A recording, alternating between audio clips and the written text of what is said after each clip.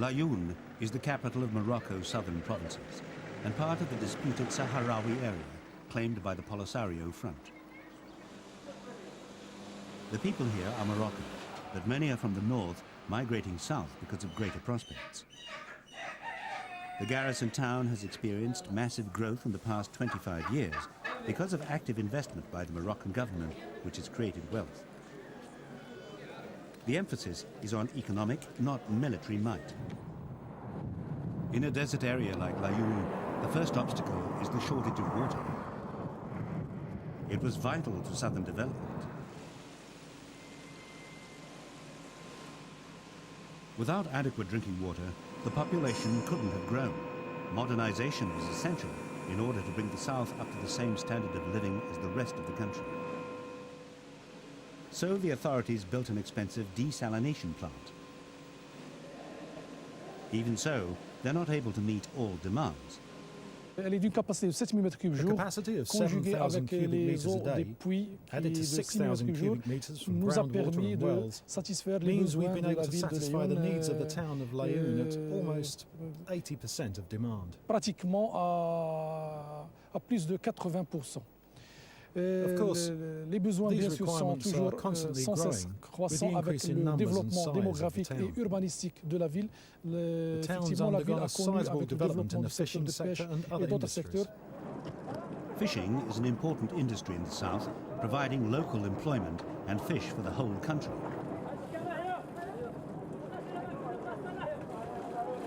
The area offshore contains rich fishing grounds.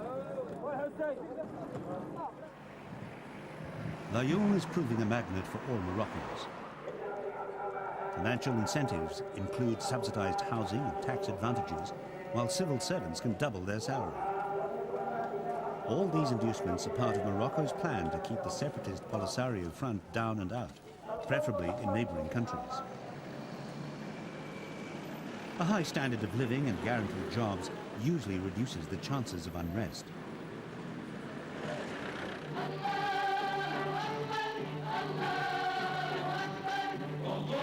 The Green March. Around 350,000 civilians stormed into what had been Spanish Sahara, marking the beginning of Africa's longest-running territorial dispute. 27 years ago, Spain withdrew its control of a largely uninhabited desert. The Spanish also left behind a power vacuum. The Moroccans claimed the territory as part of the Greater Morocco to be united under one rule. Soldiers moved in, and after a long guerrilla war, the forces of King Hassan defeated the main Sahrawi opposition. The Polisario was driven further into the desert. The dispute still smolders. To mark the territory clearly as part of his kingdom, in 1980, King Hassan built a new defensive line. This wall snakes its way across the barren Sahara and has become a symbol of Morocco's control of 4/5 of the disputed territory. The United Nations brokered a ceasefire in the 1990s. But the wall is constantly patrolled.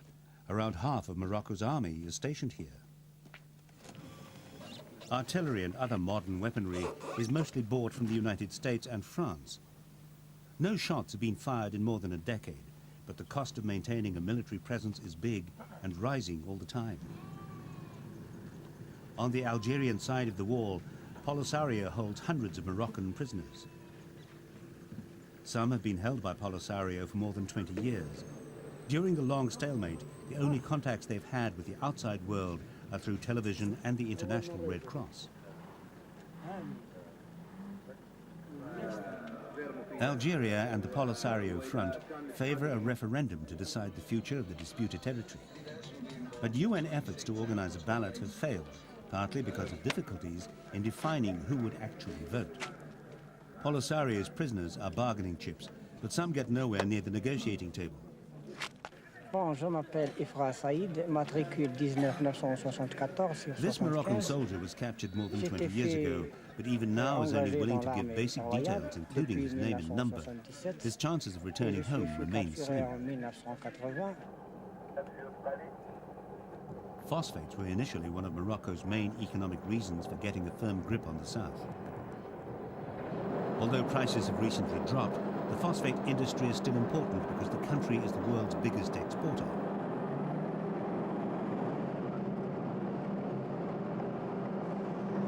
By including the southern territories, Morocco controls 70% of global supply. But today, there's an even bigger potential bounty to be reaped. The Western Sahara's value rose dramatically when international oil companies expressed interest. So Morocco now has another reason for resisting Polisario's claims: offshore oil. The discovery will help ease the country's current economic difficulties. The Moroccans are keen not only to develop the south, but to be seen developing it. Gardens like this show that anything is possible. But while showing off its military might and economic strength, Morocco is pinning its hopes on a third way, a political solution. The most practicable solution would be the autonomy. This is what's being practiced all over the world, even in countries where differences are big, because when you come to our situation, the people in the territory are part of Moroccan culture. They are Muslims, they speak Arabic, they are an extension of the other provinces after Agadir in the south.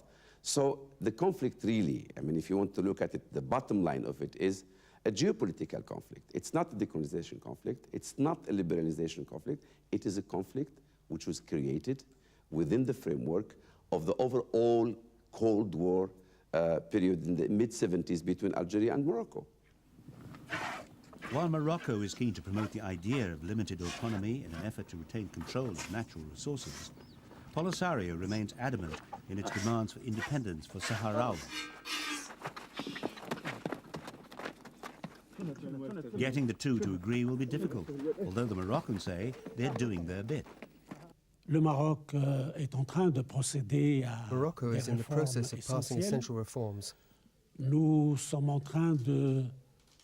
consolidating rights and are developing democratic institutions.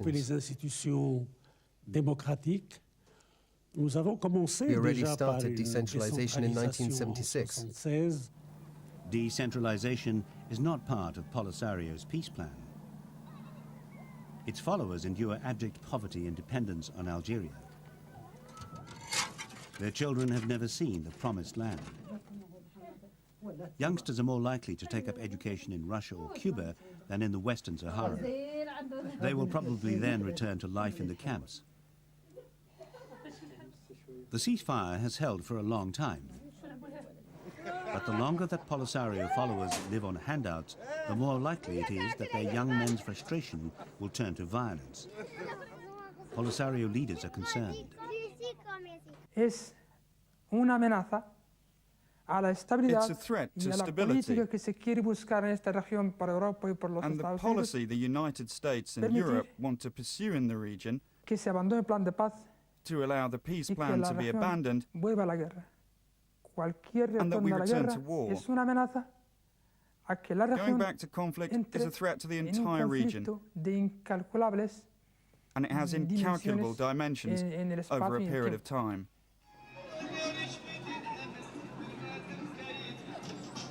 The gulf between Polisario's hopes and the Western Sahara's political reality has never been wider.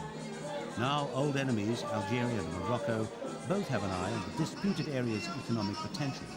So any rights due to the Saharawi seem little more than an extension of the propaganda war between the two.